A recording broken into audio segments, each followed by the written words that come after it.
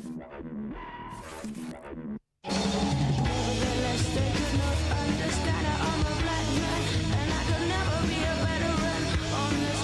to you by Pfizer.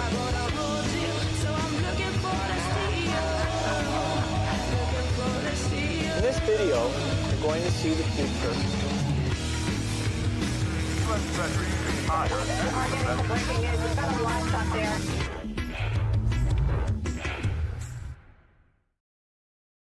Hello there, you awakened wonder wherever you are. Well done for transcending the fear. Well done for not allowing the machine to reduce you to the status of an automaton. Well done for remaining connected to your essence. Well done for questioning and interrogating mainstream narratives that will mean one day we will have alternatives. The alternative has already been born. We are it. We are the movement that's going to change the world together. How? By questioning, for example, a memorial for the war on terror. You know the war on terror, that great scar on the West, that great exemplifier of transgressions and lies and treachery and deceit.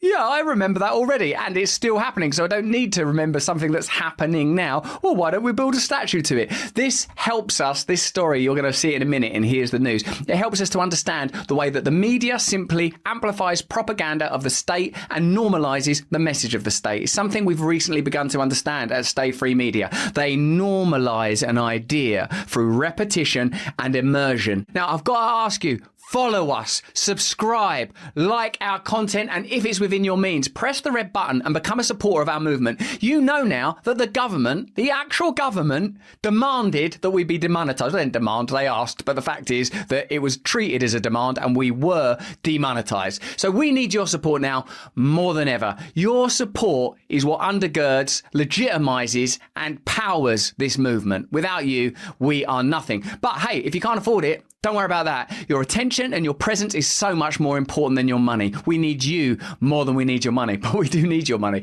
The first part of the show is available everywhere. Then we're going to be on Rumble. We need you to click the link on the description and join us there. Let's see what the legacy media are telling you.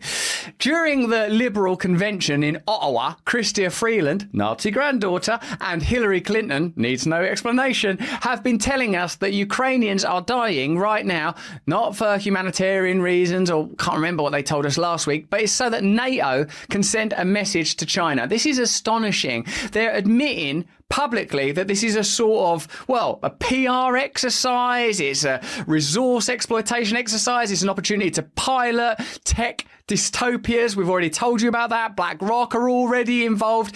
This is extraordinary. Watch the way that this is presented. This is propaganda live. It's essentially like watching like the Emperor and Darth Vader's PR people go, this is why we've got to kill those Ewoks. It'll send a message to other cute, fluffy, bear-like forest dwellers. Now, I agree with you, Madam Secretary, that... No shit. You wouldn't be here if you didn't.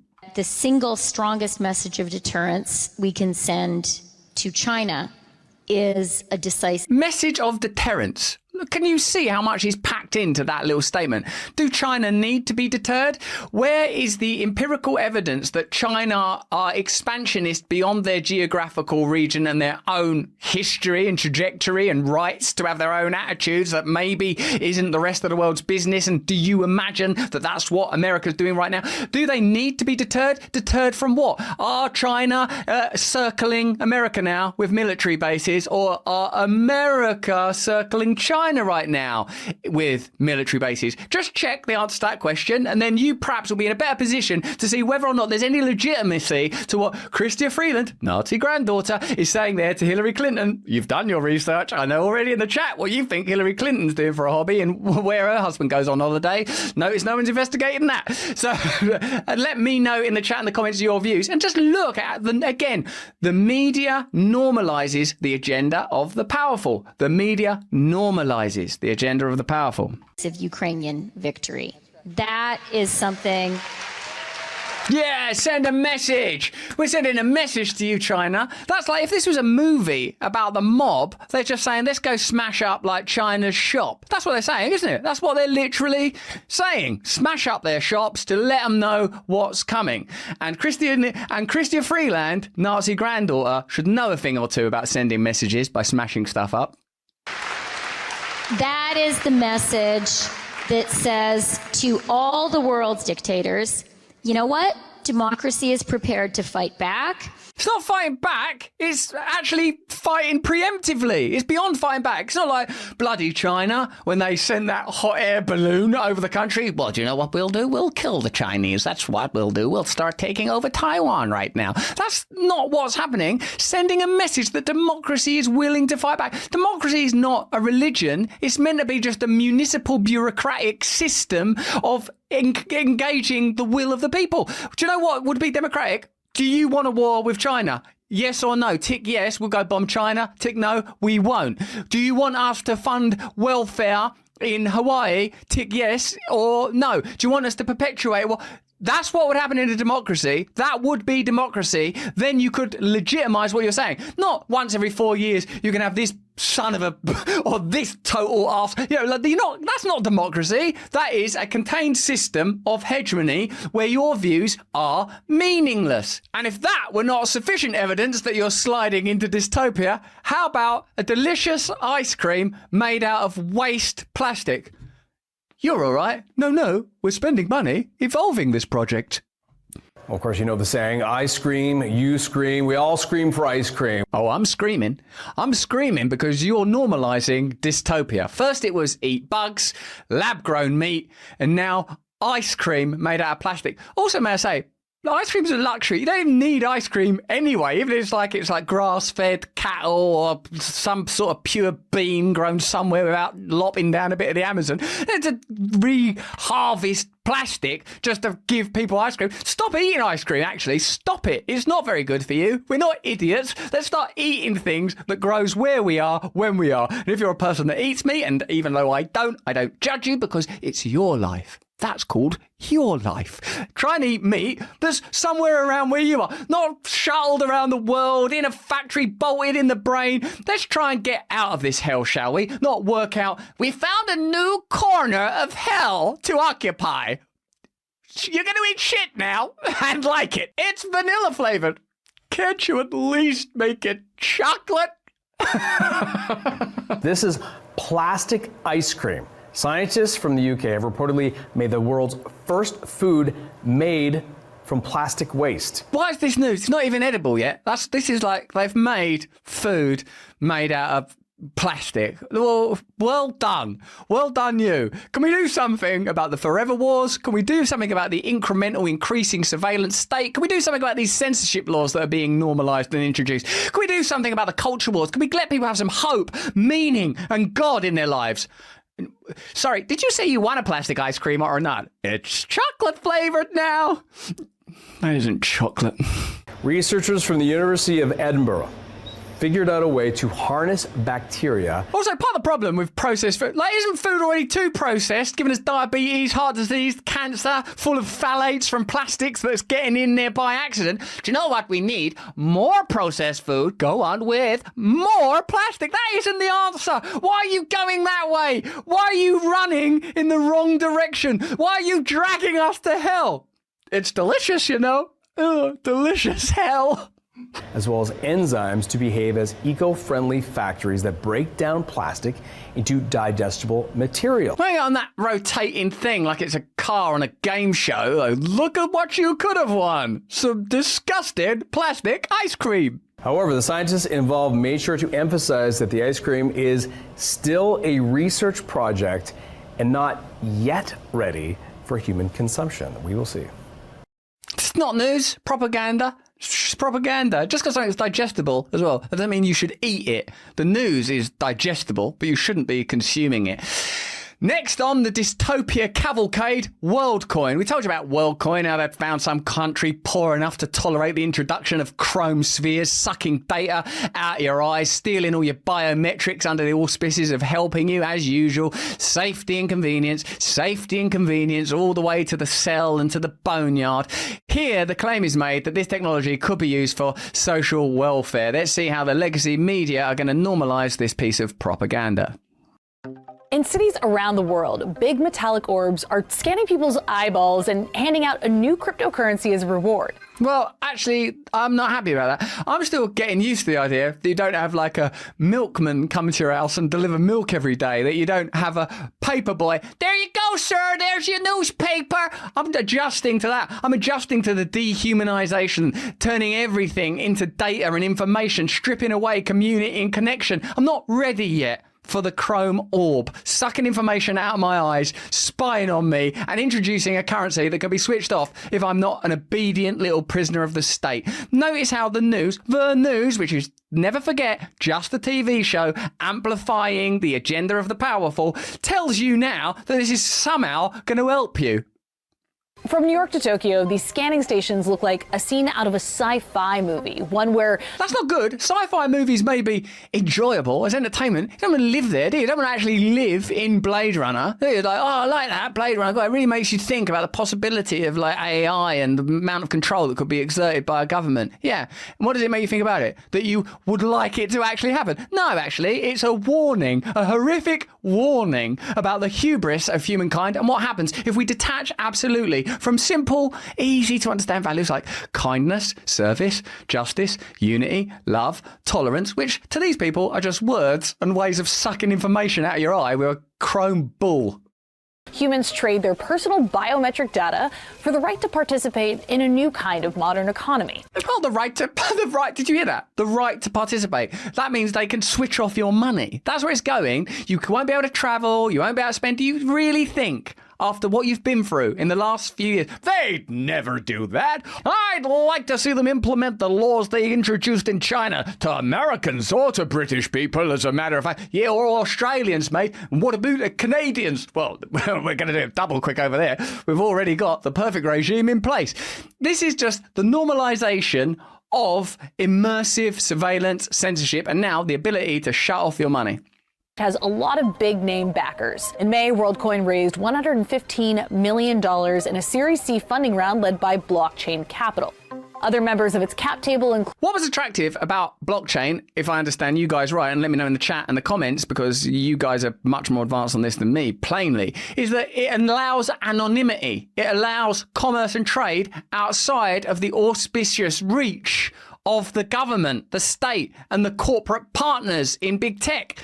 Well, what they're doing is, what if we took blockchain and cryptocurrency, but instead of it being private, anonymous, and untraceable, we made it the opposite of that. Maximum privacy for government, maximum invasion into your privacy. It should be the reverse. The government should be 100% transparent, and you should have access to total privacy, unless you're proven to have done something wrong. What's being normalized is the inverse of that, before your very eyes. And while you've got your eyes, how about sucking some information out of those guys? Just look into the chrome sphere.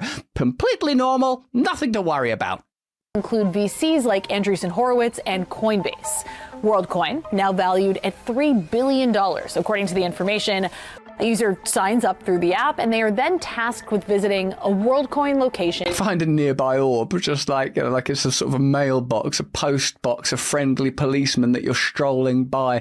Where is the pastoral life? Madness. In one of the more than 20 countries where the orbs are currently operational. We told you last time they pilot it in a poor country, they'll bring it to rich countries. It turns out we, stroke you, stroke we, were right about that. Let's have a look at some other facts. According to Reuters, WorldCoin has said it will allow companies and governments to use its ID system. Oh, so part of the convenience and safety will be that your information will be given to companies for advertising and governments for control. Yeah, oh God, yeah, I suppose you could do that. One of the envisaged applications of WorldCoin is to create a public infrastructure that will serve as proof of personhood. Who doesn't want to prove that they're a person? That's the only thing that's happening. It's not that it's going to create a vast database of facts about you. Without citing sources or methodology allowing it to arrive at this conclusion, a post on WorldCoin's website claims that India managed to save more than $500 million worth of social welfare and subsidies by using a biometric data government-based anti-fraud system. Social welfare, I feel, is the lubrication that will ultimately become social credit scores. But let me know in the chat and the comments what you think. And remember, if it's within your means, press the red button. Join us, become part of this movement. We need you if we're going to oppose all this stuff. Hey, you know we believe in free speech. You know we believe in freedom of speech. And where freedom meets speech, you get free speech. And where free speech meets, you get freech.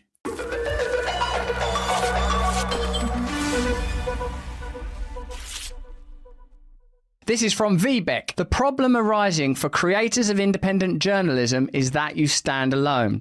You should seriously consider creating a collective of some sort so you can stay free and bring us news that leaves space for free thinking, reasoning and deduction. Yeah, we'd love your help. That's why it's important that you join us. Press the red button. Support us, man.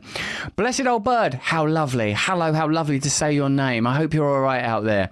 Lawlessness equals where evil is good and good is evil. We're well on our way, aren't we? Astrotutuch. Free speech. You're both well informed and misinformed. Without it, only misinformed.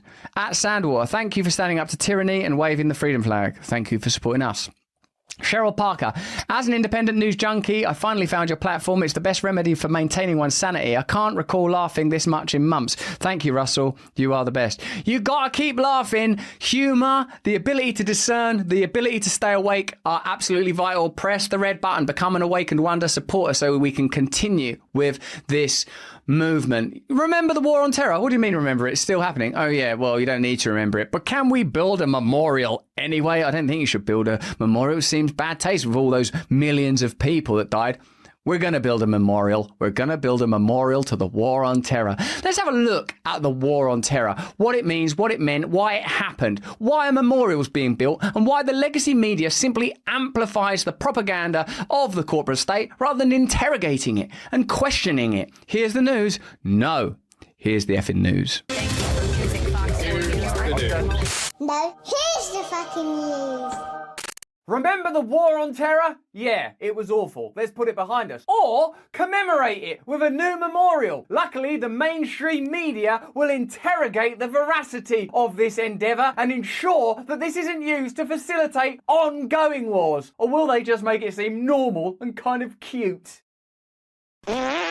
There is a new memorial being planned to commemorate the war on terror. Those of you old enough to actually remember it will not want a memorial because you will remember it as a travesty and a tragedy that caused the deaths of millions of people all over the world. 4.5 million is a rough estimate. Created problems that we're still living with, geopolitical disasters across the Middle East, and in a sense facilitated the new military-industrial complex that continues to perpetuate its agenda to this day. It's also the issue that defines our time. When people tell the truth about war, the motives for war, the fiasco that is war, whether it's in Afghanistan, Iraq, or the current conflict between Ukraine and Russia, those people are silenced and shut down. This is a time where war is perhaps more important than ever because there is a war against the individual, the war against domestic population, and numerous planned wars against other superpowers, presumably to facilitate a unipolar global dystopia where none of us have any individual freedom, and it seems that they're doing surprisingly well. Let's have a look at this memorial to dread, death, tragedy, travesty, and dishonour. Hooray!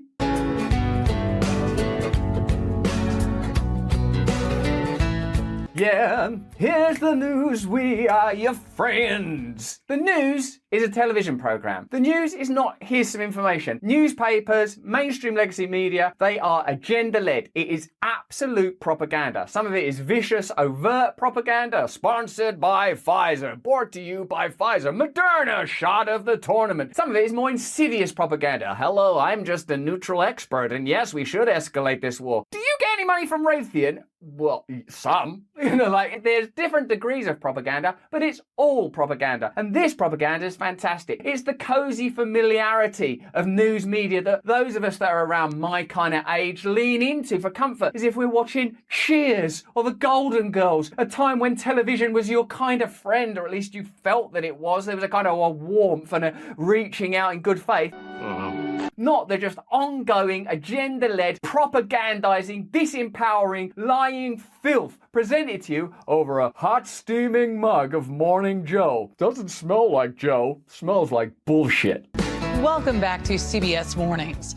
As we celebrate the holidays, we're also remembering those who served our nation, including service members who fought in Afghanistan, Iraq, and Syria. We're not going to remember them too hard, though. Otherwise, we'll be forced to remember that their lives were squandered and wasted in an attempt to steal resources in a conflict that was not at all connected to the war on terror that it was claimed they were fighting. They may as well have just bombed Finland, except there's no oil in Finland. So it's presented to you as if it's like part of Christmas or something, wouldn't it? Like, it's time for the holidays. And of course, I'm not blaming the individual newscaster. This is just an individual node within a vast network of deception. You know that. Let me know in the chat if you agree. But it's the manner of this presentation. Isn't the legacy media supposed to interrogate and investigate? In the instances when they do that, you might surmise that there's an agenda behind it. And if you look, you will find one. Oh, it's really interesting. Why are they investigating that issue? Oh, I see. It benefits the powerful. What the news could be saying is, let's have a serious look at the war on terror, because like millions of people died. Did it benefit anybody? Why were we told that we were having this war? We were told there were weapons of mass destruction in Iraq, for example, and there just weren't. What's the true legacy of the war on terror? How has it affected our attitude towards militarism, and how has it affected US foreign policy? Is this a time for us to radically reevaluate America's role in the world? Do you want America going around getting engaged in foreign wars that's funded by you? You're funding it. Let's make no bones about it. And by the way, that funding isn't reaching those troops that are putting their lives on the line. Significant sums, at least half, maybe as much as 70%, ends up in the hands of Lockheed Martin and Raytheon. That's not hard to do that. Actually, it is quite hard. We work extremely hard and we've been dedicated to it. But it's possible to do it. We do it with you. We do it because we believe that it's necessary. These guys don't. Then what is their job then? What are they actually doing? They're essentially saying their role is to normalise the agenda of the powerful. Just notice that. Next time you're looking at mainstream news, I don't reckon you should do it. Notice,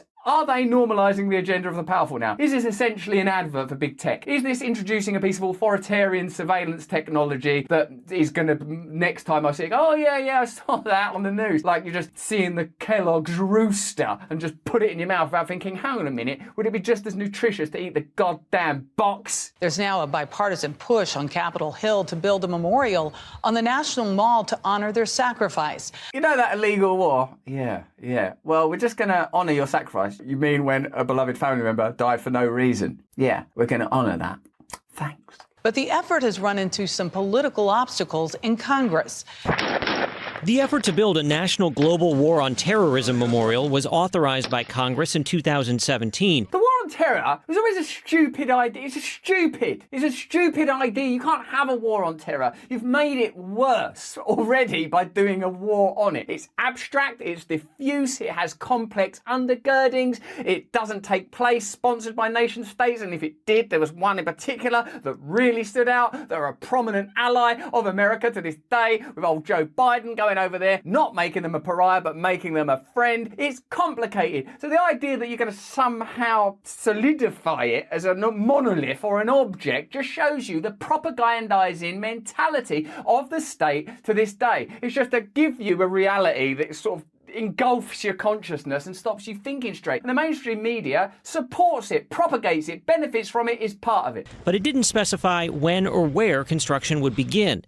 It will be built with private donations. Oh, that's good. Private donations. From whom? Where'd they get the money? What's their agenda? Answer those questions. Be surprised by the outcome. And 3 sites on the National Mall have been proposed, allowing the remembrance of our longest war to share hallowed ground with memorials to our founding fathers, World War II, Korea, and Vietnam. It's not the hit parade, is it? It's not like the charts. It's not the Billboard Top 10. Some of our best wars. This war, that was a good one. That one, sorry about that. This one, that was illegal. This one, this is the longest one. Like, it's still happening. I mean, it's been normalised to the point where I don't even really think about it anymore, except with a heavy heart. I don't think, should we build a statue to that? I think, should we stop doing it? This has been our nation's longest war. Here you go, you get more propaganda. Do you know what would make this look great? If we had 2 female people from Congress, one from each party, to show that we are united in propagandizing the population. That would look nice. How about actually having some integrity, some authenticity, some values, some principles? We could never do that. Iowa Senator Joni Ernst, a Republican, and New Hampshire Democrat Maggie Hassan are leading a bipartisan effort to mandate the Global War on Terror Memorial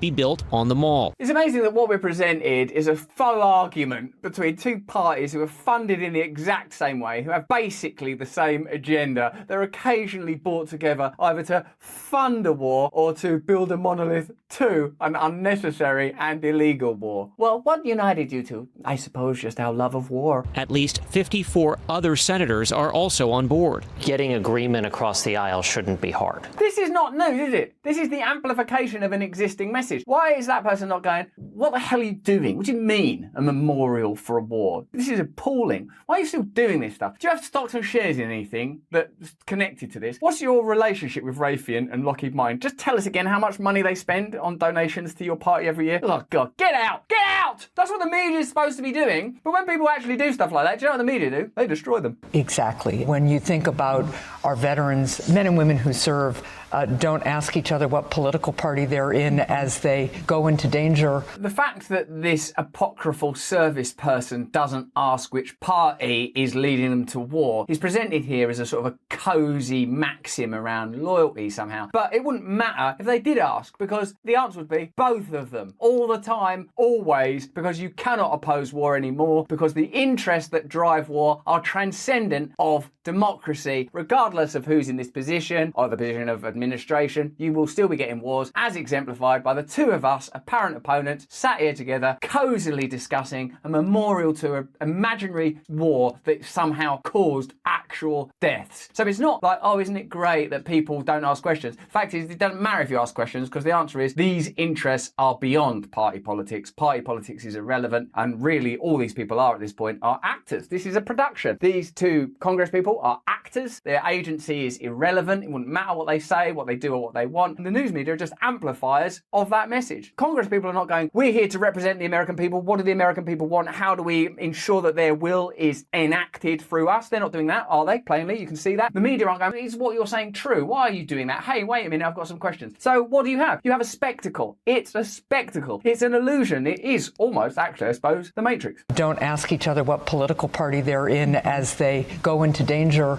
on behalf of their... On behalf of their who? On behalf of you're about to say fellow Americans. Is that what it was? Did anyone believe at this point that if the war on terror had not happened, actual Americans in America would be any worse off than they are today? That the world would be any worse off than it is today? I've not heard any convincing arguments. Most people say it caused ISIS. The fractures and disputes in the Middle Eastern region are the direct legacy of that. Millions of children died. Millions of service people, the people indeed that this Congress person is talking about, died as a result of it. What was gained? What can we go, well, there you go, Halliburton did well out of it and Dick Cheney's looking good. Remember, that's when the Republican Party were the party of war. Now the Democrat Party are the party of war. Almost as if there's an agenda and they're just like the fleas on the back of the dog of war. We know that it is the right thing to do to place a Global War on Terror memorial on the National Mall. We all know that. Oh my God, reality is broken. It's actually broken. They've broken it. They've broken actual reality now. We're going to have to amend it. We're going to have to put reality back together. Nothing less than a total revolution, beginning with your individual consciousness, but ending with the replacement of all of our existing systems, will be sufficient to amend the horror that they've wreaked upon our planet. Thanks for joining us. We want to make sure that we're able to honor those that have participated in our nation's most recent war while they are still with us. They're presenting this as honouring and commemorating brave dead service people, but what they're actually doing is normalising a corporate, commercial, colonial, imperialist endeavour that was based on a lie and remains a lie. Do you see how the trick happens? See, even in criticising it, you could get people to go, oh, you don't care about those dead service people. Yeah, I do actually. I do care about them. That's why I think this whole endeavour is pretty disgusting. Many of them are questioning, does my country understand the sacrifice that I gave. And we want to tell them that, yes, we honor you. We want to tell you. What is this? A sort of a play? A puppet show? They may say, does my country recognize the sacrifice of my life? They're dead now. This is a ghost. And we're saying, yes, because of statue.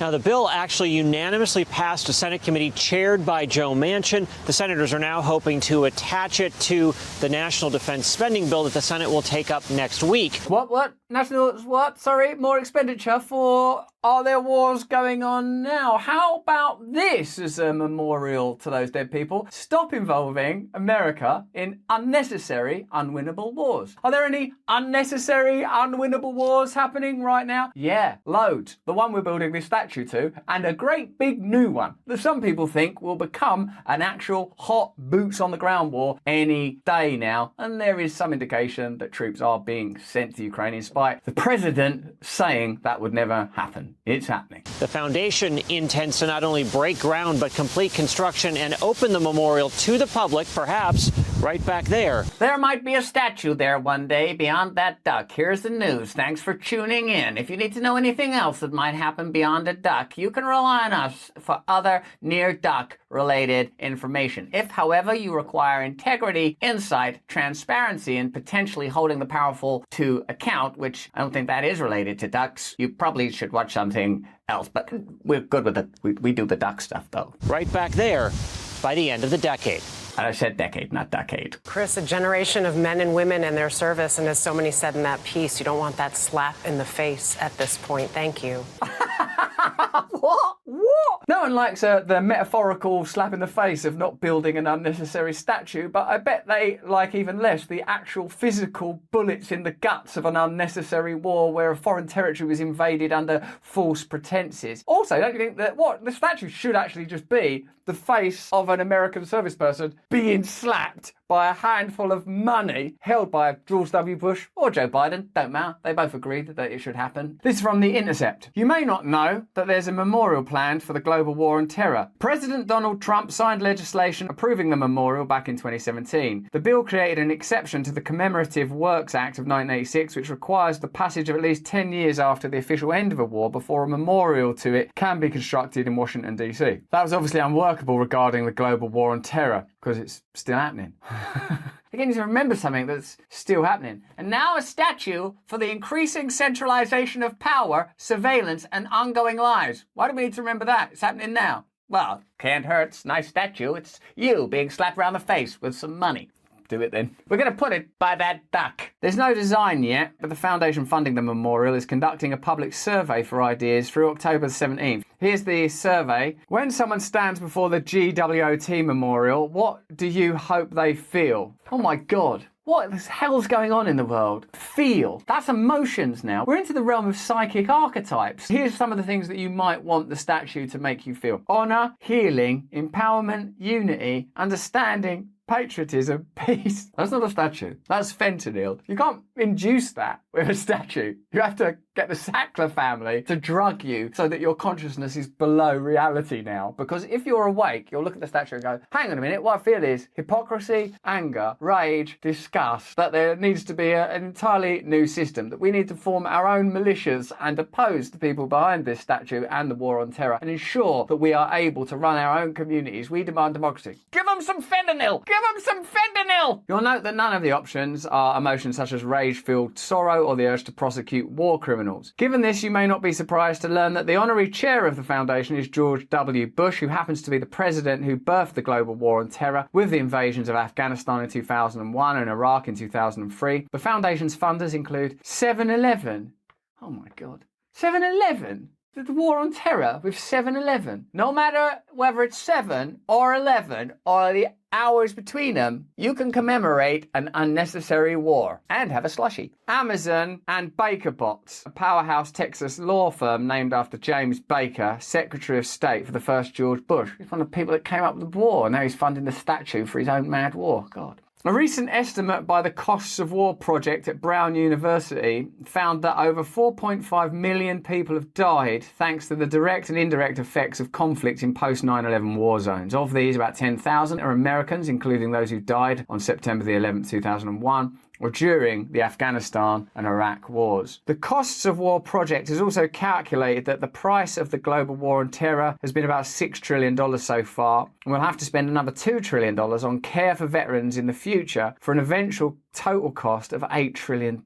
Some of this money was essentially set on fire and has disappeared, but a lot of it is still here in the US, in particular in the lovely suburbs surrounding the Defense Department in Northern Virginia. Since the Global War on Terror Memorial is going to be right by Arlington Memorial Bridge, there could be complimentary bus trips across the Potomac, allowing visitors to gape at all the mansions, $108,000 Range Rovers, and more recently luxury pickleball courts they purchased for defense contractors. The mainstream media simply amplifies the propaganda of the state and the military-industrial complex, whereas we want to interrogate and investigate the facts so that we can bring you truth, so that we can mutually awaken together, which frankly is impossible for us to do without our commercial partners and sponsors, and by God are they loyal. Sticker Meal. These guys are bringing you a set of new stickers. I mean, I don't actually even understand how their business model works, but there are 6 fantastic designs that you can have for nothing. Look, I'm one of them. Check it out. There are 6 stunning designs, including that one, that are only available in this pack, and they're all made with Sticker Mule's magic touch, and by God are they sticky. Sticker Mule has 10,000 of these packs. That's right, 10,000.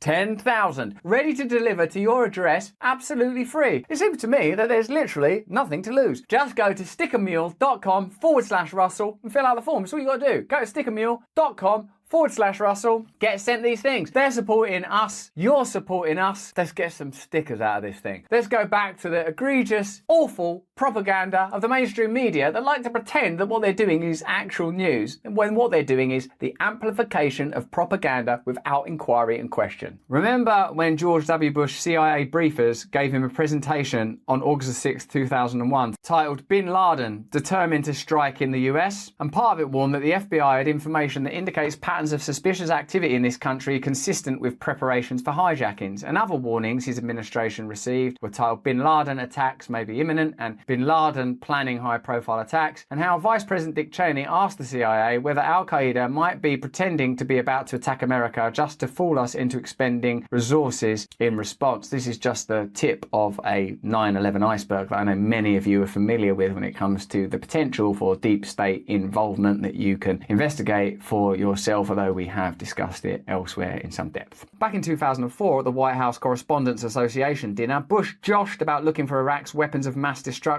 in the Oval Office since they hadn't turned up anywhere else. Those weapons of mass destruction got to be somewhere. Nope, no weapons over there. It's unbelievable, isn't it? 4.5 million people died, and it's like, oh, those weapons of mass destruction, where were they, huh? Wink, wink. Maybe under here. At the same event, 6 years later, in 2010, President Barack Obama kidded about killing the Jonas Brothers with a Predator drone. The Jonas Brothers are here. Sasha and Malia are huge fans, but boys don't get any ideas. I have 2 words for you: Predator drones. You will never see it coming.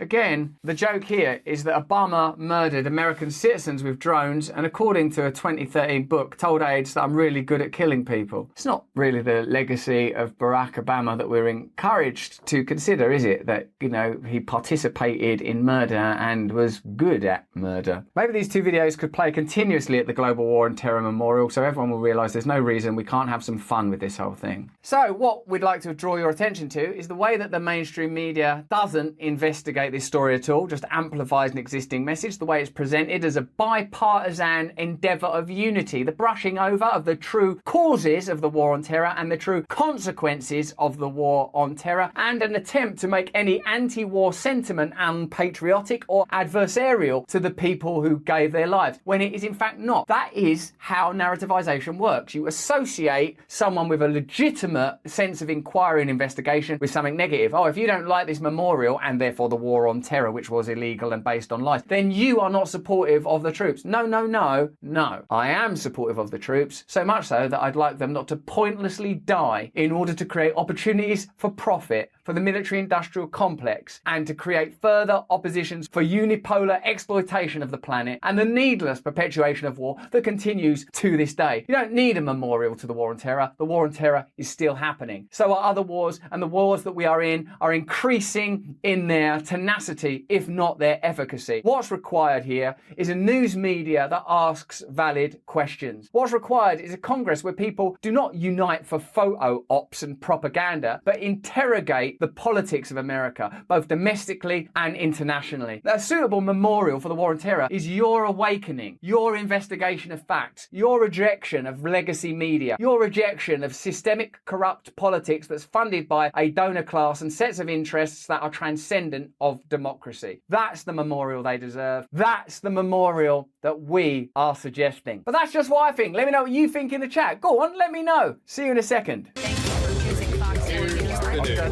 No, here's the fucking news.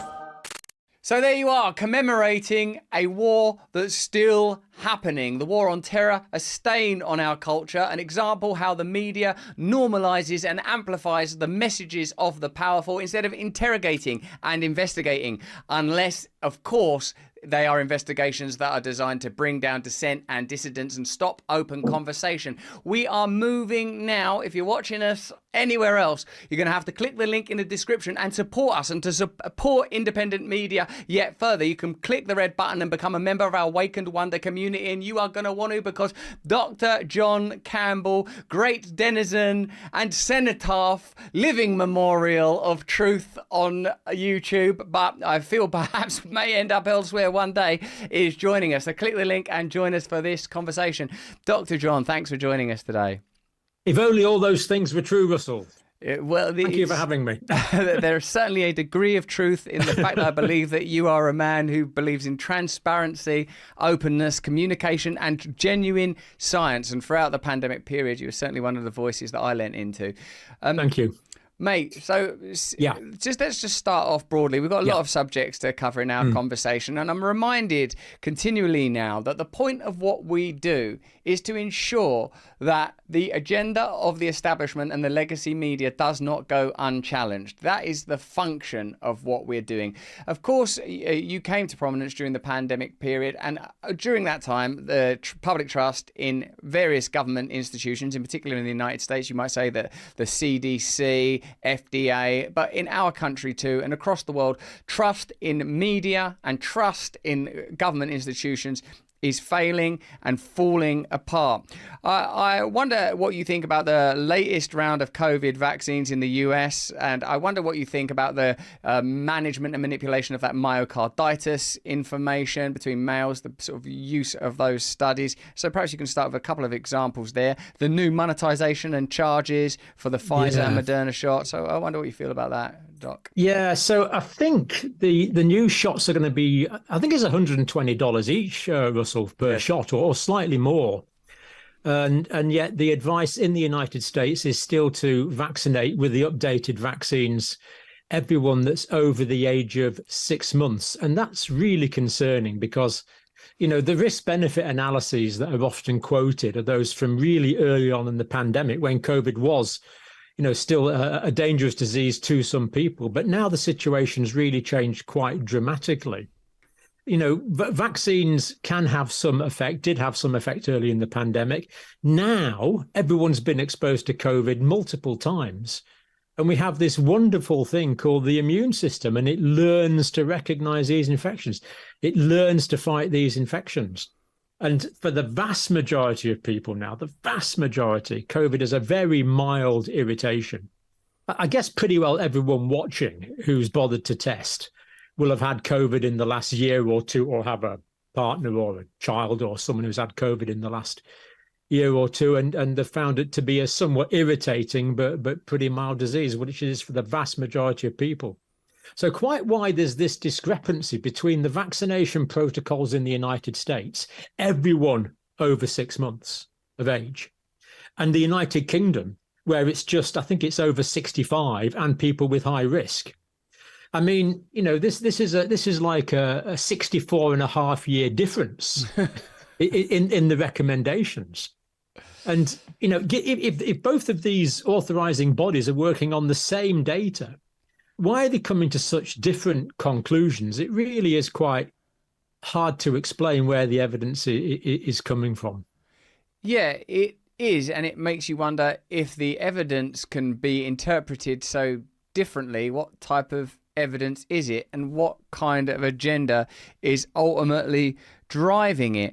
Increasingly as well, many of the measures that were sort of taken for granted as necessary and were quite rigorously enforced as time passes, and again, one needn't be conspiratorial to inquire about these things, nor assume mendacity where ineptitude will do, but it seems that social distancing, surface cleaning, face covering, like there wasn't a great deal of evidence for much of that, and it makes me obviously wonder what on earth was motivating all of that conduct. Those things, it doesn't cost too much to wash your hands when you come in the house, and if that didn't do any good, it's not such a big deal. But this includes the non-pharmaceutical interventions. And of course, that includes lockdowns. That includes quarantine hotels, isolation. That includes remember this term we had, the pingdemic, when people were pinged on their phones and couldn't do things. It includes all of these things, but particularly the lockdown strategies. And we've actually had data just published a week or so ago by the UK Health Security Agency. And to be fair here, the UK Health Security Agency are going through what they did really quite systematically. And what they're doing is they're looking at thousands of pieces of literature to try and work out what the evidence base is for what they did. But this latest publication from the UK Health Security Agency, it had 151 studies.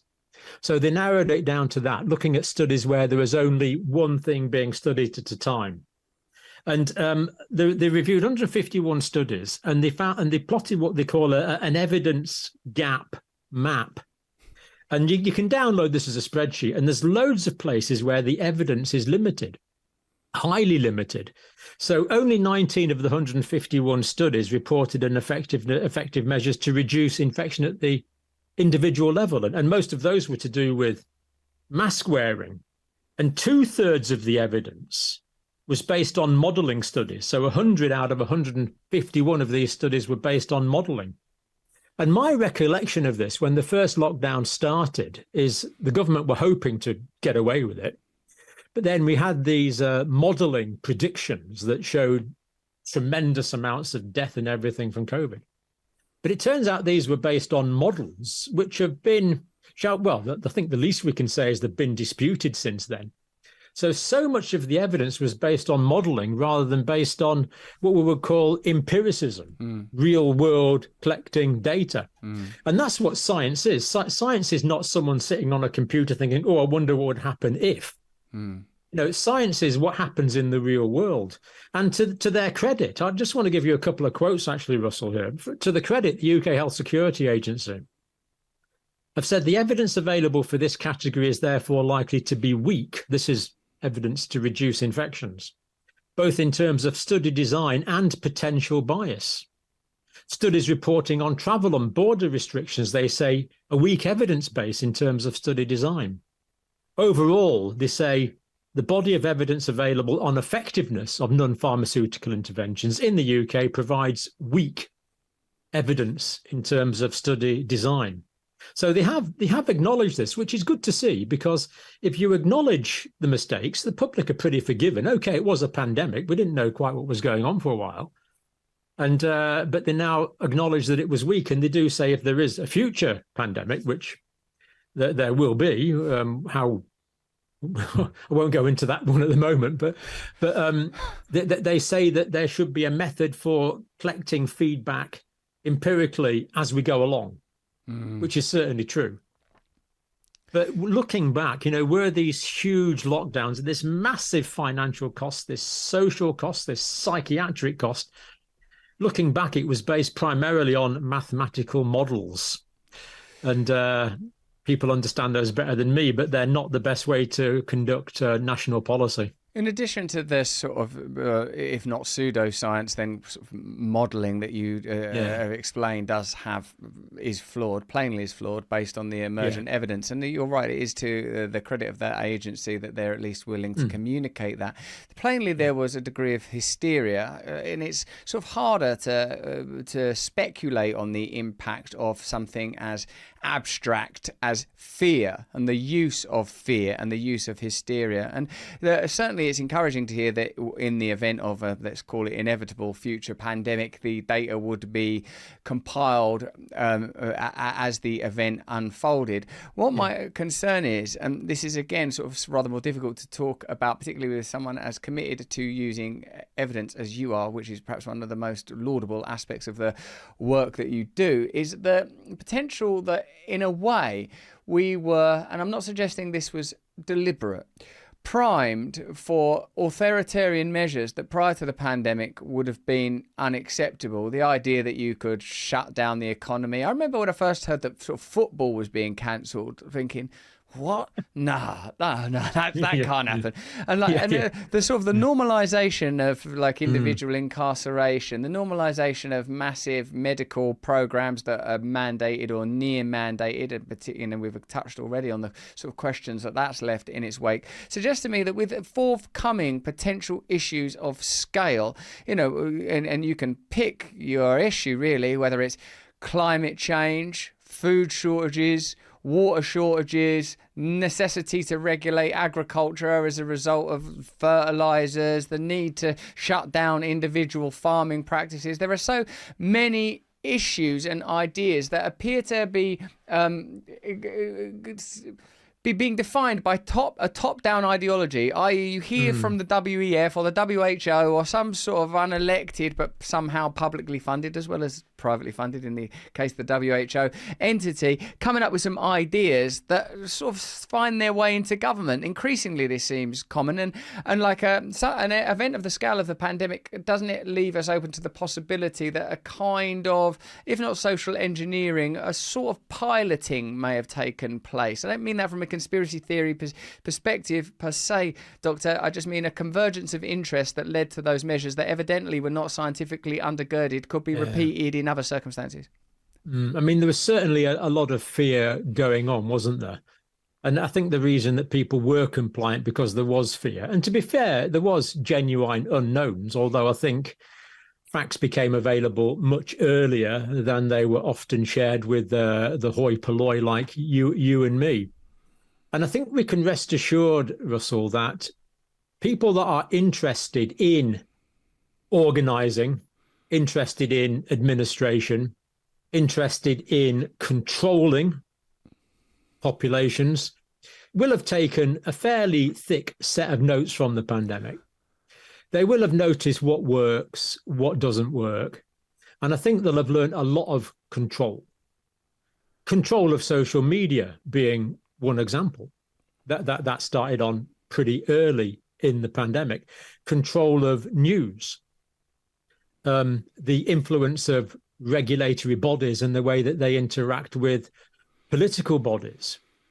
Vested interest that would like to control populations in a more detailed way, I think will have learned one heck of a lot from what worked and what didn't work in the pandemic.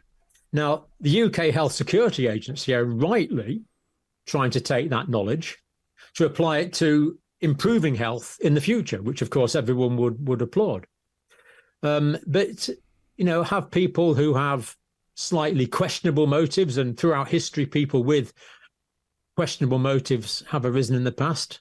I think we can assume that they've learned quite a lot from this as well. Yes, and perhaps, again, less tangentially, the relatively recent, or proposed WHO pandemic treaty that could grant legislative powers to a non-sovereign transnational body has been. I see that it was been. I don't know. In Canada, there's some opposition to it, but it feels like the sort of thing that could happen, and it certainly seems like there's during the pandemic period, the WHO were granted incredible authority. The platform that well, we've been recently demonetized. I'm speaking for myself.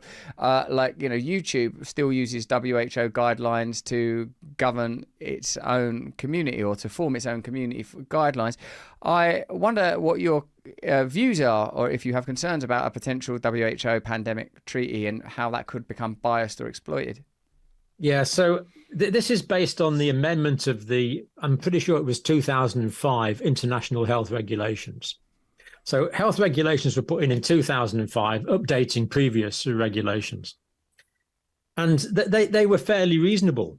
They said things like, this will, I'm not giving direct quotes here, but quite often they said this will not be mandatory in nation states. It will be advisory. But if you read these international health regulations amendments, very often in a sentence, all they've done is taken out one word like not. So if you go from these will not be mandatory, you take out the word not, what are you left with? These become mandatory. And there's a whole load of these. I have read through them all, and they really are quite concerning. My interpretation of it is that the World Health Organization can define in the future when these are probably going to be adopted, and we haven't got much time to reject these. Because what seems to be happening is that these are going to be accepted unless the head of state of a country, unless Mr. Sunak actually writes to the WHO, invoking a particular section and saying, no, this won't apply to the UK. So if Mr. Sunak's watching, I would ask him to do that, or to certainly consider that. But it's almost that these are just going to click into place. And my understanding is that the World Health Organization can define a public health emergency, which could be a pandemic, or it could be a nuclear leak, or it could be a food shortage, or it could be basically however they want to define it. They can then make rules, passing these down to the member states. But my concern is that these would then have the power of law in the member states. So I have made videos about these IHRs in the past, and people say, well, I'm not going to do that. I won't be complying with that. Well, actually, you're flipping well, will if the police are forcing you to. This is the whole point. The state has powers to enforce things. You have no choice. So fortunately, you're right, in Canada, there's opposition, and we have interviewed people opposing that in Canada. But in the United Kingdom, as you know, we have this idea where you can get 100,000 signatures for a particular topic. And Tess Lawrie, God bless her, Dr. Tess Lawrie, she opened this petition quite a few months ago now. It closed, I think, a couple of days ago, but it was well over the 100,000, I think 115,000. So we should have a debate in Parliament now on whether these should be accepted or rejected. So at least it's got to that stage. But why did it necessitate a public petition for that? You would hope that the civil servants and things would be saying to the Prime Minister, oh, by the way, Prime Minister, you've only got so long if you want to reject this. It seemed like this process was just sort of carrying on inevitably, which was concerning. So we should be getting that debate. And as well as that, another slightly encouraging thing on debates is Andrew Bridgen has been awarded a adjournment debate on the 20th of October to debate excess deaths. Now, when we say debate, I would imagine there's probably going to be as many people in the chamber as there were for his last statement on vaccine dangers, which was, I think, about 2 MPs stayed, I think. But the minister has to give a response. But the point is, once you've got the debate, once it's an official government debate, whether it's on the international health regulations, which we'll get, or whether it's on excess deaths, that means it's in Hansard. It's official. And once it's officially documented, maybe that will encourage others to take more action on this, because, people won't be able to say, well, we didn't know about that. Well, yeah, you do kind of, because it's in Hansard. It's actually possible to see the ghost of democracy inhabiting its institutions.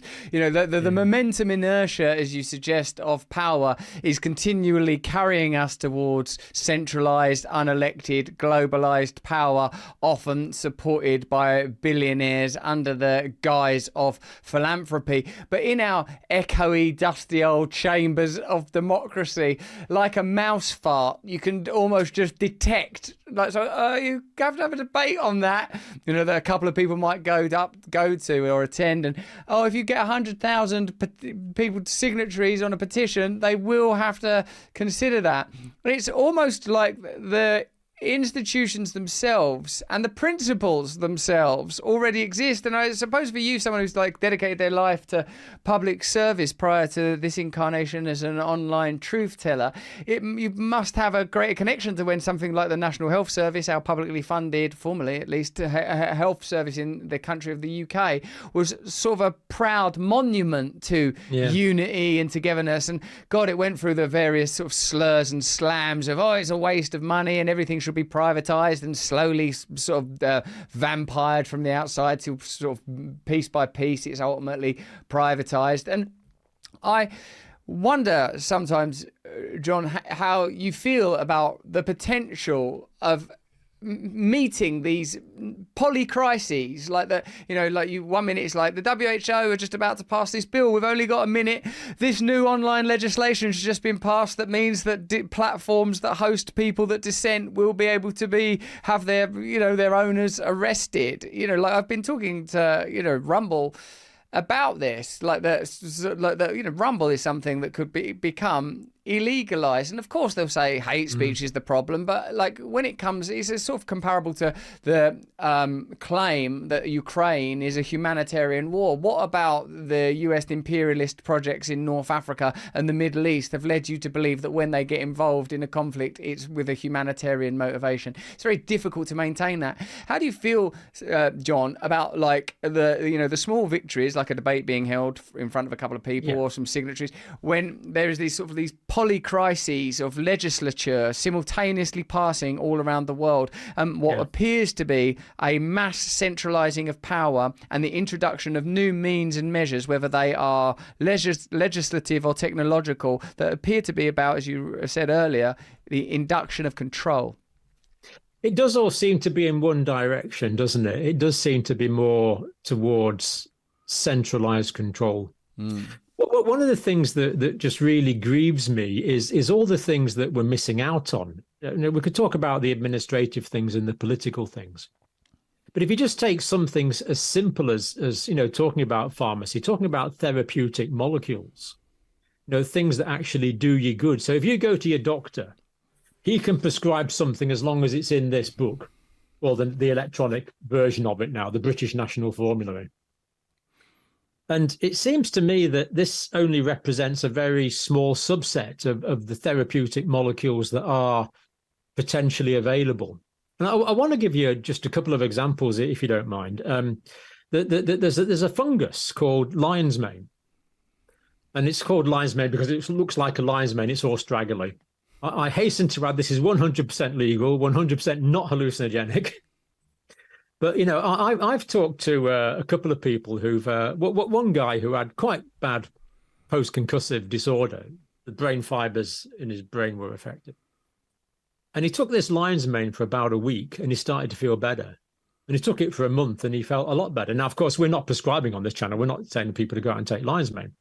But the point is that's interesting. That's interesting. There's almost certainly molecules in there which can promote the healing of nerve cells to some extent. And that's like a holy grail. For 40 years, I taught nerve cells do not regenerate. Well, it appears they may be stimulated to be generating, but of course, that's a natural molecule. So it'd probably be difficult to patent that. So are we missing out on this whole class of potentially useful drugs? So many things in nature. So if you look at two of the most successful drugs in history, we've got antibiotics. Everyone knows they come from mold. Molds make them to protect themselves against bacterial infection. And ivermectin, even ignoring the most recent debate, has just revolutionized the treatment of parasitic diseases around the world. Pretty well eradicated river blindness and elephantiasis in Africa. And that comes that the bacteria actually make that to protect themselves against other things in the environment. So how many of these molecules are we missing out on? And isn't that just so sad that people could be dying of things, that molecules are selected for their ability to go through a trial process to make money rather than go through some form of evidence gathering process in order to help people. It just seems so sad to me that this is happening, and this is because it's facilitated because we have this centralized authorities, and you can understand that doctors, nurse practitioners, whatever, are afraid to go against the guidelines, because if they do and something goes wrong, the first question the judge is going to ask is, well, did you follow the guidelines? Did you follow the national guidelines? So people are frightened to go outside the guidelines. And then there's this whole other issue that could be a revolution in psychiatry about the mushrooms that we can't use because they are illegal, the psilocybin type mushrooms. But trials going on those now, for example, with microdosing, is remarkably promising for various forms of mental distress, such as anxiety and depression. And for those of us that have had anxiety and depression, it's awful. That we're missing out on alleviations of this. It's just very, very sad that all these molecules have been provided, but we're only allowed a very small subset of these molecules. It's a sad situation. Yes, and it seems that it's carefully curated, what is permissive, and it appears, as you've said, that profitability and control continue to be important criteria in which avenues of research are conducted and which are left unignored. I suppose there's an optimism in that I often find in the kind of jaws of this deadly apocalypse that even when talking about recently the likelihood that were a Republican candidate to win in 2024, they would immediately shift their focus from exacerbating conditions and tensions between Russia to provoking China. And I'm just struck that there isn't a presidential candidate or a political movement that says we won't have a war with anybody. We won't. I mean, of course, there is Bobby Kennedy and Cornel West, and there are, sort of blessedly great independents. But when you talk about institutional thinking, whether it's in the field of medicine, whether it's in the field of administration of medicine, and the sort of terrifying WHO treaty that we just mentioned, geopolitics, there's always a kind of a systemic unconsciousness. And I suppose systems have to be unconscious by their nature because they require sets of decisions that are not going to be able to respond to plasticity and mutability. What it makes me continually think, John, is that decentralization is an absolute necessity. And I know that some areas of concerns that you and I share are around ecology and agriculture, and the potential that these areas are being mishandled, and that even something as even something like climate change, which one might imagine is a significant conversation for all of us, is being utilised to generate systems of control. What do you feel about that? Yeah, I've been thinking about this quite a lot recently. It was actually as a result of something that RFK, Bobby Kennedy Jr. said a few weeks ago. I started looking at it. And I'm actually concerned. I mean, we've talked about the problems with control and vested interest in pharmacy and drugs, which is tragic. But I'm actually quite concerned about agriculture and food supply. And quite a few things come into this. So we hear a lot of emphasis at the moment about fossil fuel burning, global warming, and there is good science behind that. But what people just seem to ignore, I've just checked out recently, is the amount of carbon in the soil now on the surface of the earth is greater than all of the carbon in the atmosphere, and greater than all the carbon in all the organisms. That's all the trees and the bushes and the cabbages and the human beings on the surface of the planet. And yet we hear nothing about this. We hear nothing about this. And as well as that, when you add nitrogen-based fertilizers to the soil, if there's too much nitrogen-based fertilizer in the soil, that produces a substance called nitrous oxide. Now, if you've ever been to Glastonbury in the past 10 years, you may have heard of nitrous oxide. It's laughing gas. It's produced if there's too much nitrogen. And by the way, we think that's a really bad idea to take recreational substances of any form. That goes without saying. Nitrous oxide, of course, is a wonder drug. In A&E, you can give someone a few whiffs of nitrous oxide and the pain goes away. It's a wonderful, wonderful drug. But if you're putting huge amounts of expensive nitrogen-based fertilizers on the soil, then you're not putting enough organic matter in. Now, if you put in plenty of organic matter, the bugs, the bacteria will feed on the organic matter, and you'll greatly improve the quality of the microbiome of the soil. This is the way it's supposed to be.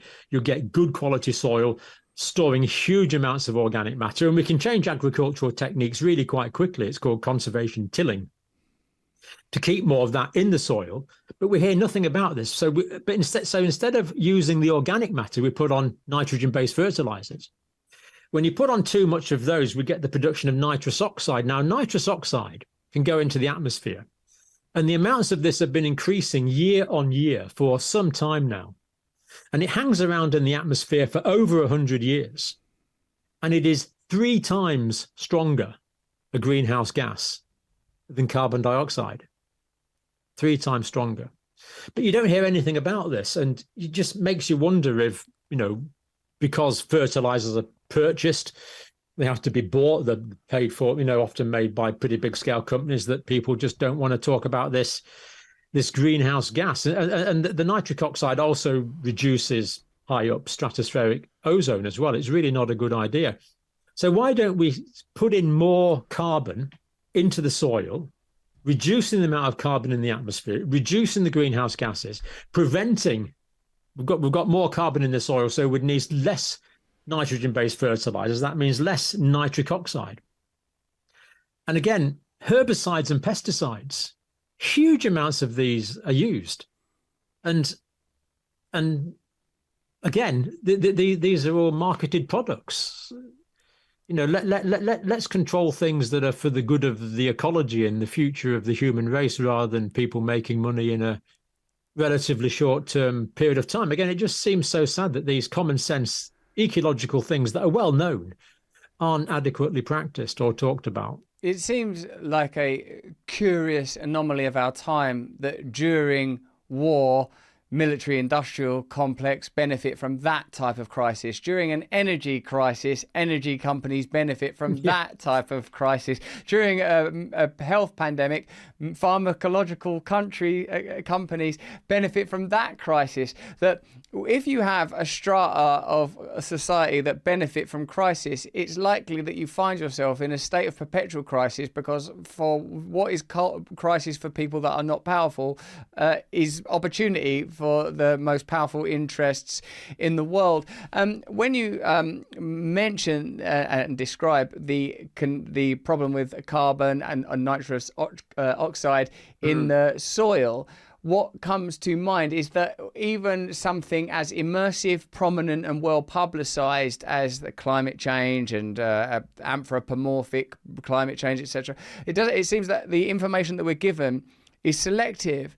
And this total lack of institutions is something that I think exploded during the pandemic, because there was this new capacity for control. There was this new imposition of control, and it seems that many of the claims that were made were not legitimate, and this was exposed due to independent media in particular. This is where that conversation moved forward. There were people, as you are well aware because you were one of them, at the very advent of the pandemic, had one perspective and were watching the information as it changed, and were able, with a degree of objectivity and certainly in good faith, to chart what was happening. There were people like Robert Malone right at the beginning saying, well, I don't think you should be vaccinating at the height of a pandemic. All sorts of information that was available was shut down.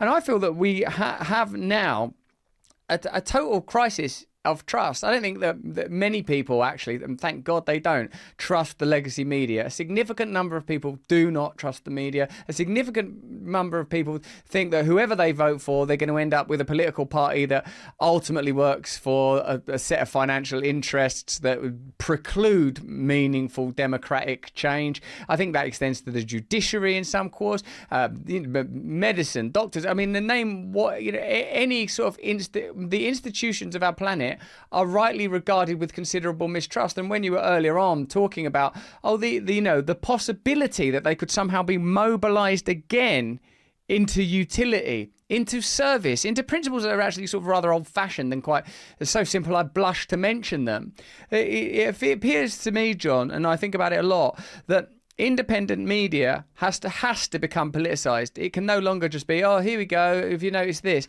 In the end, like, even if you didn't have an intention to be political, you are politicized. You'll get strikes, you'll get bans, you'll get attacks. The more traction you get, the more likely those attacks are to come. And the extent of those attacks is, as far as I can see, has capacity to be almost limitless. There's plainly an appetite. Government's getting involved in demonetizing channels that they're not that they are opposed to.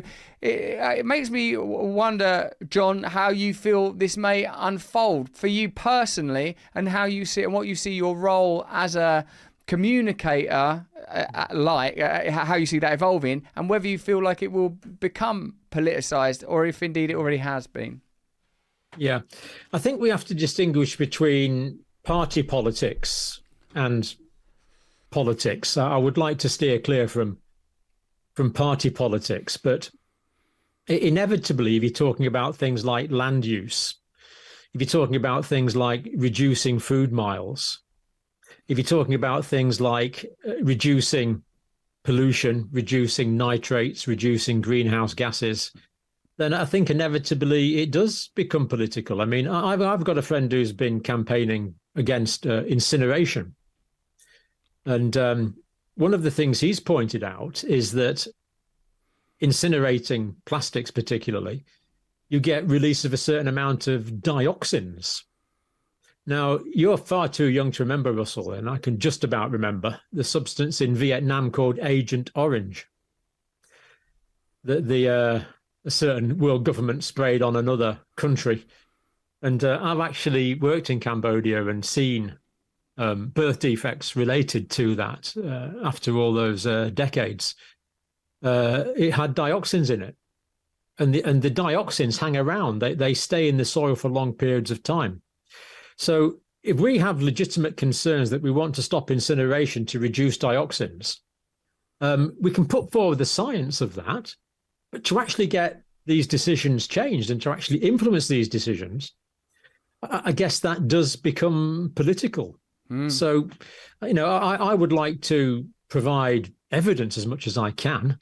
And what I do more and more these days, because I'm increasingly out of my depth in a lot of these fields, for some strange reason, leading experts, absolutely leading experts from around the world have come on my channel, and they've shared their expertise in ways that people can understand, which we're very grateful for. So the expertise is there. We can put it together. We can put this into forms that people can understand. But it is difficult, and I've only mentioned this once or twice. But I've had personal threats that are really quite significant. I've had the police round twice with threats to my life, basically. Yeah. That are credible, and these were kicked up to an intelligence unit who couldn't work out where they came from. They probably didn't have to look very far.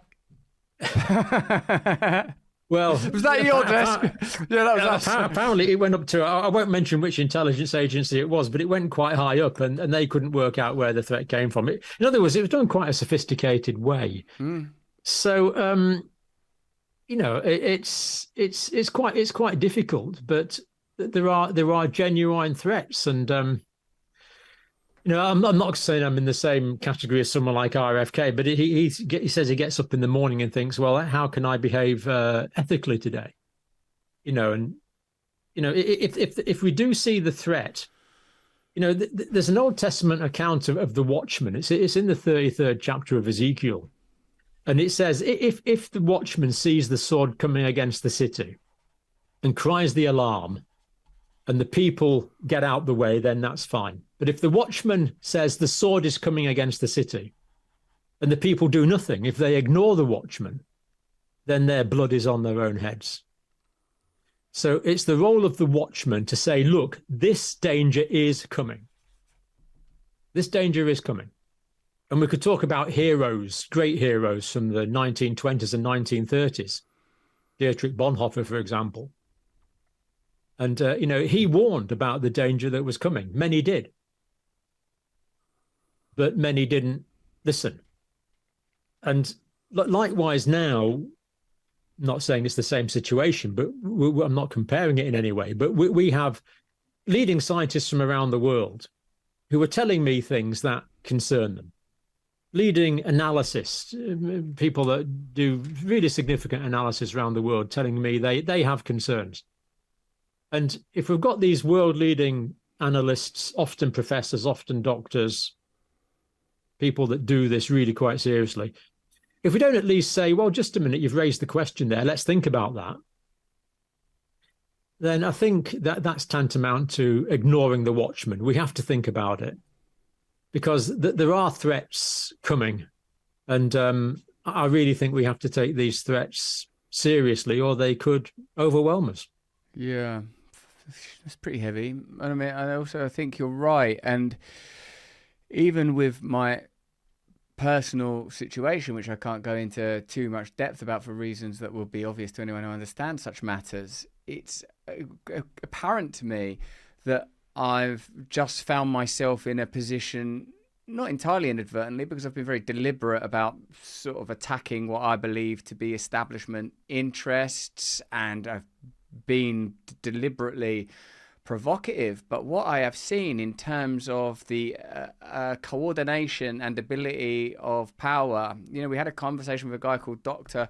Robert Epstein, who you'd enjoy actually, John. He uses monitoring systems to observe the way that Google behaves and relays information, particularly news media, and by his reckoning are able to create almost impenetrable spheres of data. And when it's pointed out to them, they alter it. He's got example. That's the nature of their work. They go, hey, hang on a minute, in Georgia, all of your news stories are going this direction. All of your news stories, look at the biases. They're able to measure bias in reporting, for example. Political bias is one obvious way. And when you talk about, the impending crises, whether they're of an ecological, ideological, military, pharmacological, there's so many ways now that it seems that AI, my God, technologization, it's very difficult to envisage a world where, this is what I sort of feel broadly in this conversation. I wouldn't say this to everybody. I feel like that it's a type, because of what you were alluding to, I suppose, is fascism. And I feel like our template of fascism, our manner of recognizing it, our swatch of the livery, pageantry and paraphernalia of fascism is based on the militarism of a century ago. That's a sort of a late industrial, early modern version of fascism. Now what we have is a much more Huxleyan, sanitized, rational, logical, oriented towards safety and convenience, managerial version of foreclosure of all other possibilities. And when you look at, every time I read about these new protest laws mean you won't be able to do this, and this new suggestion means that everyone will have to register in this way and we will all carry this ID. This new currency means that everyone will have a centralized currency. I can sort of just feel the formulation of it. I feel it like a kind of binary fog enclosing. And as you say, are we watchmen, or do we have to become avenging angels, John, with swords of fire? No, I think I'll stick with the watchman whistle for now. We'll leave we'll leave that to someone else. But you're right. Fascism to me is about controlling other people. It is me imposing my will on you. Yeah. To me, a fascist says, you will think as I think. You will do as I do, or I will punish you. Yeah. That to me is what fascism is. It's control.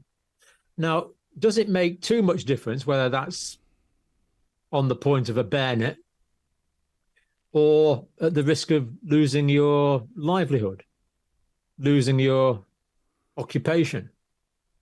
The end result is that the person doing the controlling has people controlled as he wants them controlled. And the modality of that probably doesn't matter too much. If you'd said to previous fascists, maybe Genghis Khan, for example, are you happy to rule the world and have absolute authority and absolute power everywhere, just by using persuasion? I'm sure if that was quick enough, he'd say, well, yeah, that's okay. It was just that warfare was quicker. The modality through which the control is achieved is perhaps less important. It's the control itself that matters. Yes. And you mentioned AI there, Russell. I didn't take this seriously until about a year ago. I had people warning me about it 10 years ago, and I thought, oh, no, don't really get that. But now, I think we can rest assured that the bad guys, whoever they are working on AI, because it is a way to control and understand. And that's another modality that will be used to facilitate people's power. Because unfortunately, you get a small subset of the population of the earth that are interested in money and control and power. Most people aren't. Most people just maybe want to go to work and come home and have the tea and have a nice family life, or go to the football on a Saturday, or go walking on the hills on a Sunday afternoon.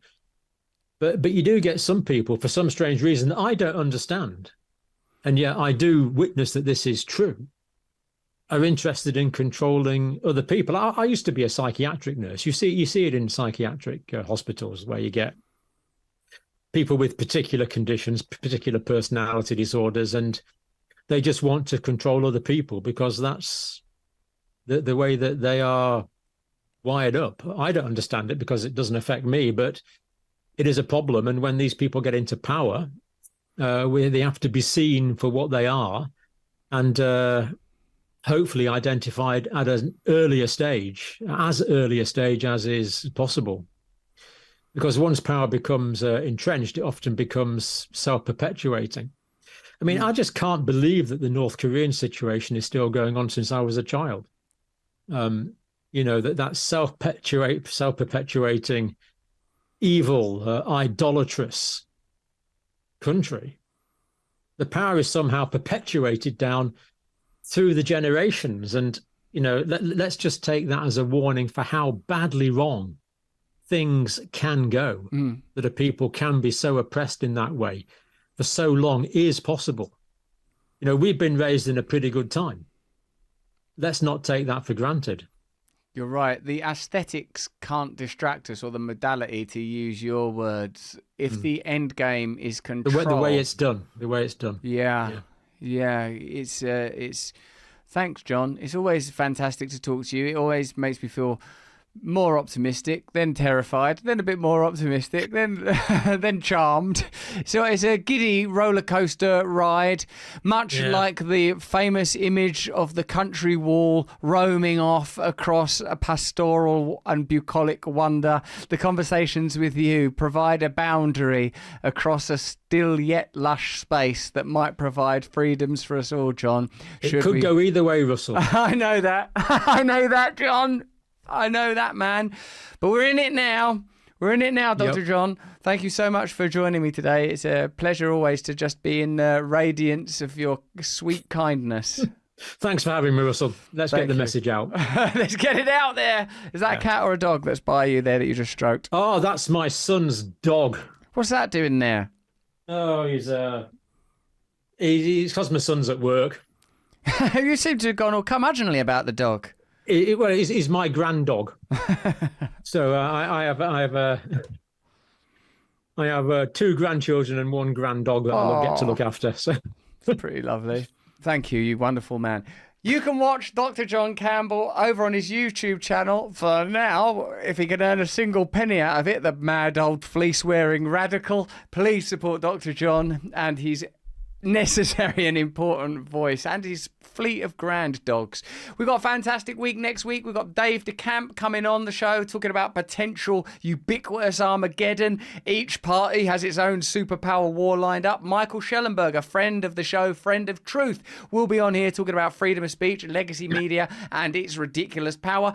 Kim Iverson, fellow Rumble host, truth teller and charming human being, will be on the show as well. And I'd like to thank those of you that have supported us. Thank you. It's more important now than ever. When the government asks big tech to shut you down and big tech comply, You know you need a movement. You know you need a collective awakening, and I'm so grateful to you for being part of it. People like Kev and Ike and Paul McMurray, Sarah Penelope, Lagbag, Brian Fennell, thank you for awakening with us. And if you want to awaken with us, press the red button. You get access to all sorts of extra content, live Q&As with me, guided meditations, readings, and more important than any of that, we get to cultivate this new space together. There is optimism. There is hope. You must become a part of this movement. I mean you. It's you that will change the world. Join us next week, not for more of the same, but for more of the different. Until then, if you can, stay free.